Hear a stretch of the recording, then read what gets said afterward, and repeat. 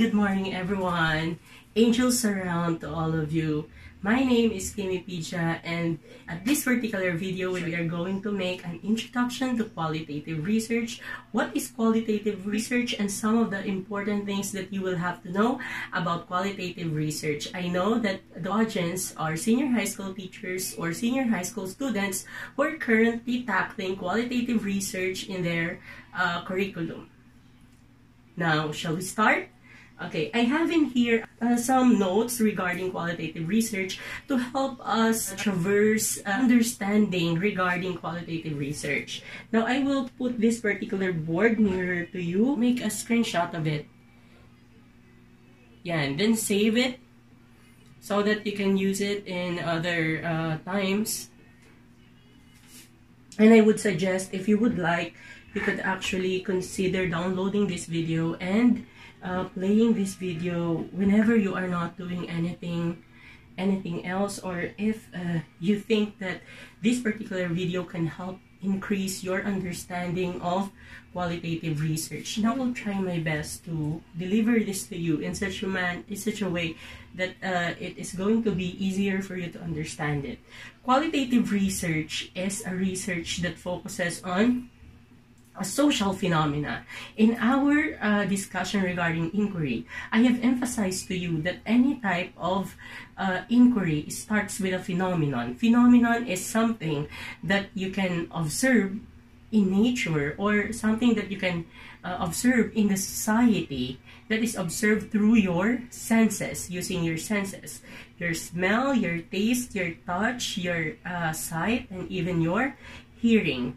If you can see something like that, if you can hear, smell, taste it, that means that particular thing is a phenomenon, and it exists. So everything that exists, particularly in qualitative research, the focus is social phenomena. Why social phenomena? The component of qualitative research revolves around, qualitative research holistically revolves around the perception, emotions, and attitude of the people towards that particular social phenomena that they are experiencing. So, experiences of various people differ. So, experiences differ from one person to another person. Your experience of poverty, how you define poverty in your life, how you perceive poverty, what is your attitude of the poverty you've been through, is not the same as the poverty that the other people has experienced. So there is a great subjectivity in this social phenomena that you cannot describe using numbers. So later on, we will see some of the major differences between qualitative and quantitative research, although I'm going to prepare a separate video for that. Social phenomena are occurrences or existence that happens through the social interactions of people, and through people, the way people live, and the way people looks at one another, the way people interacts with one another. And these particular experiences and subjectiveness is actually can only be found in the soft sciences. The soft sciences or the social sciences includes these things that you can see in this small area. These soft sciences represents the mental, spiritual, even the physical aspects of human lives. So only qualitative research can give you a good glimpse of humanity, because the numbers that are presented in quantitative research may not be able to give you the holistic, the deep view of the human life, unlike qualitative research. And these are the soft sciences that we are going to tackle, maybe return a bit about it. I am also planning to make a separate video about it, and going to give you some examples of researches that are congruent with these soft sciences. The soft sciences written in here are the sociology branch of social sciences, deals with the study of interaction of or belongingness of people. Okay, interaction of people to one another. We also have psychology. Psychology is the scientific study of the behavior of people. So that is psychology. We also have anthropology, talking about various cultures. We have geography in here. Geography is studying locations and the effect of these locations to the culture, to the ways of living of people. We also have history, the study of the past. Of course, history is not just the study of the past. It is also the way that we look at the present and the future. By looking at the past, we can already see a glimpse of what the future or the present is, or what the future will be. Now, we all have in here economics. Economics is a branch of social science that deals with the study of production, distribution of goods and services. Now, we also have in here the languages or the linguistics. Have in here political science, how the government works, and the study of leadership, of how society is peaceful, the system in the society, the governing bodies, and all. It's actually a very simple word cloud on qualitative research. So screenshot, return it back, because I will be discussing it back. At the very heart of that word cloud is the term words. Why words? So words is the best standpoint of qualitative research as compared to numbers, which is a standpoint in quantitative research. So words, because everything that you will be getting in qualitative research shall be described using narratives, using words. Okay, we also have in here terminology such as social interactions, because qualitative research will give us glimpse of the social interactions. I've told you this quite many times. Also, it deals with the human understanding of the society. We understand why humans behave the way they were, why humans believe the way they believe in, and why humans do the things that they do every day, or why humans are easy to be inspired or to motivate, why a certain person became successful in life, what motivates someone, what is the history of a certain city, things like that. So it is human understanding. And the disadvantages, or one of the negative things that you can find in qualitative research, is the term subjectivity. Subjectivity, both particularly in the side of the researcher. Usually, when the researcher conducts qualitative research, he becomes immersed with the life experiences, with the views of different people that he is interviewing or he is documenting with. And what happens in the process is that his own thought process, his own judgment becomes affected by the things that he's learning from the people that he is dealing with almost every day.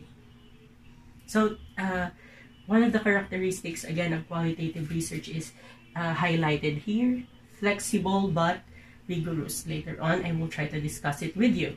Aside from that, you have in here the term naturalistic approach, because compared with quantitative research, in qualitative research, we try our best to conduct our study in the natural setting. For example, naturalistic approach, we go to them, to where they are, to the natural setting where the social phenomena occurs. That's why one of the features of a certain type of qualitative research called ethnology is that you get immersion in the area where you will have to conduct your study on the certain ethnic group and their specific practices in there. You will have to be immersed, you will have to be one with the people, so that you will understand how things really happen and what are their viewpoints that you may not be able to see if you're just going to get there for 1 hour, just do the interview for 1 hour and get out of that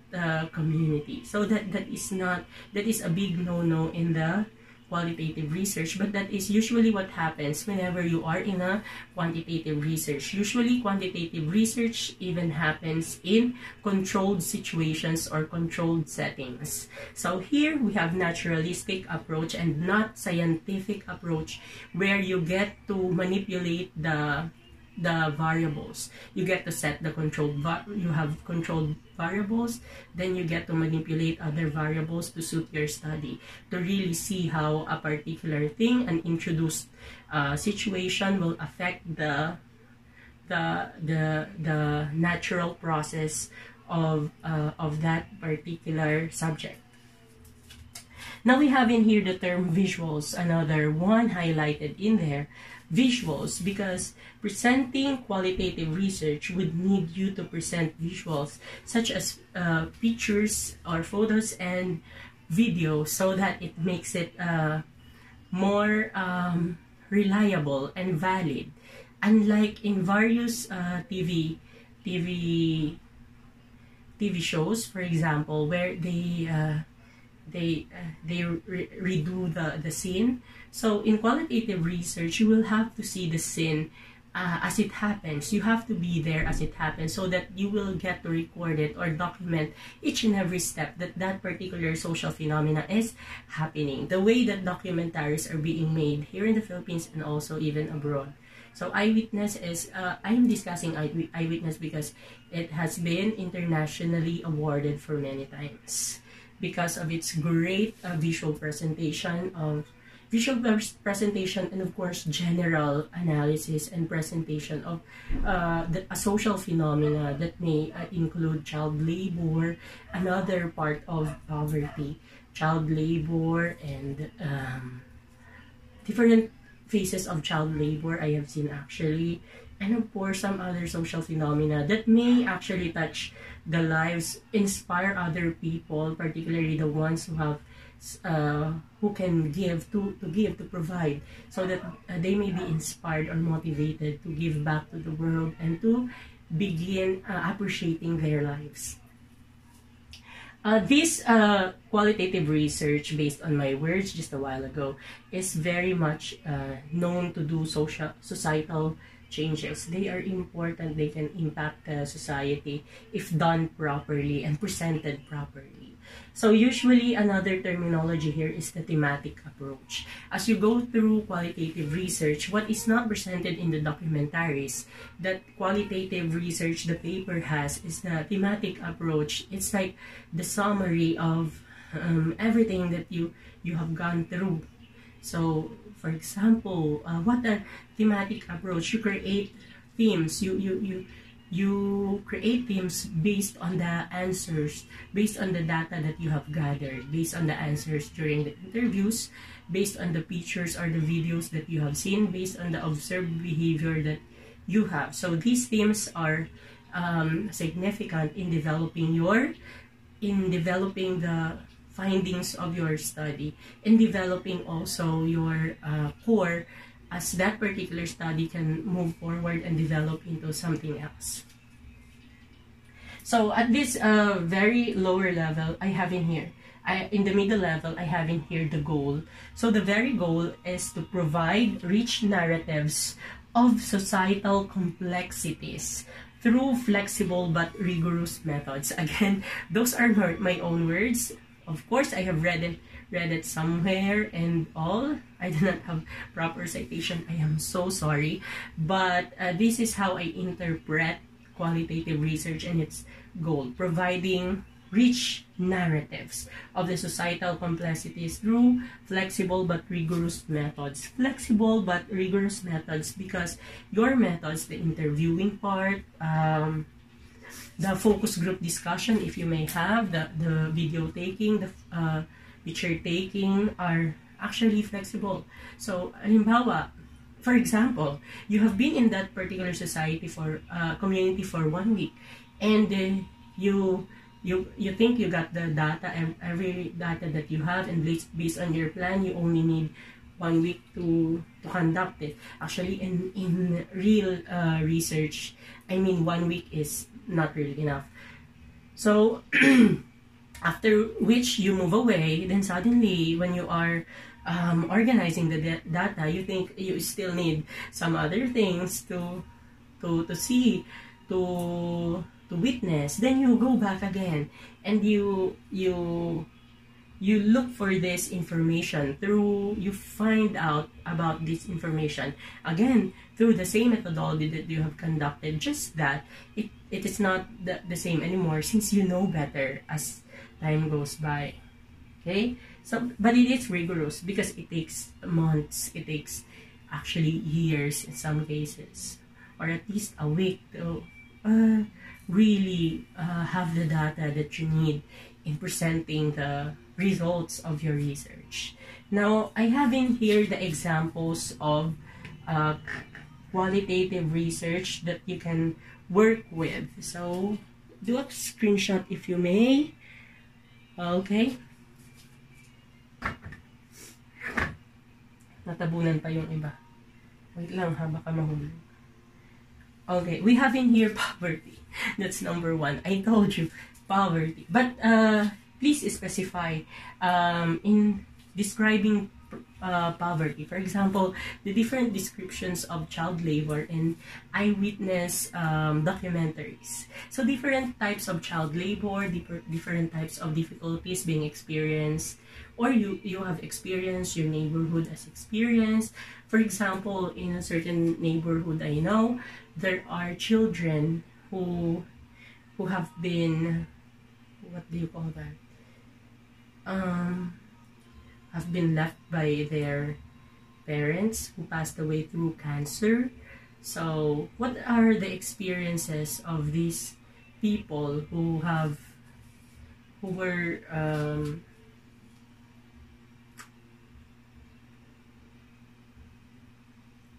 have undergone those emotional torture by witnessing their parents having the cancer, witnessing their parents die because of cancer and things like that. So you can actually do that.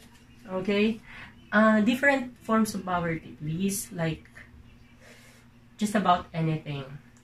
Social media, I have in there social media like Facebook, Instagramming. YouTube is already a social media, if I may tell you. So in YouTube, you may express yourself. Well, you can conduct your own vlog and, you know, do things like that. But this is something I'm interested in, so I am doing this. Oh, way back, I just have to tell you this. 2016, I think, or 2015, when I started teaching research. Was that 2016? Yes, I think that's 2016. The grade 11 senior, the first batch of grade 11 senior high school students. I already thought about creating this video so that my students may bring them home, etc. So that is a process also of qualitative research, because this is not something that you just if you want to do something, this is not just something that you will have a survey and I will have to answer and that's it. It talks about the preparations that I tried to do just to be able to create these videos, and it talks about my anxiety or my hesitations in creating things like this. Okay, let's move on. Gay lingo. So gay lingo is something I'm really interested in. I wish I have students who focused on gay lingo in their barangay, because different barangays or different communities here in the Philippines will have different gay lingos. That's so nakakaloka. So if you go to Cebu, they have different terminologies that you may not understand, even if you are someone who is very fluent in gay lingo here in Albay, for example. Just an example. There are certain similarities, but not everything. So usually, gays are very fast.